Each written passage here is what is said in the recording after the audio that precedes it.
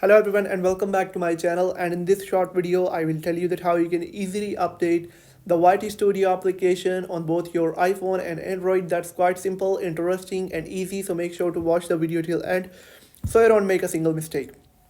So I'm on my iPhone, you can follow the exact same steps on an Android as well. And first of all, I'll head over to the App Store. Basically there are two ways to update YT Studio.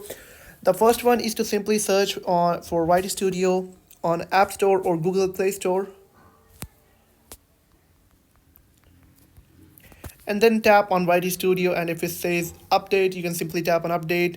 But if it says open, but open, technically your YT Studio application is already updated to the latest version, but you don't have access to the latest version. You can do one thing: you can force update the application on both iPhone and Android by simply heading over to the settings, then scroll down, tap on general and tap on iPhone storage. In Android you can go to settings and then go to apps and then find YT Studio, and once I've found YT Studio, tap on offload app and tap on offload and then reinstall the app. Basically it will delete all the glitch files and corrupted files, and it will force update your application to the latest version.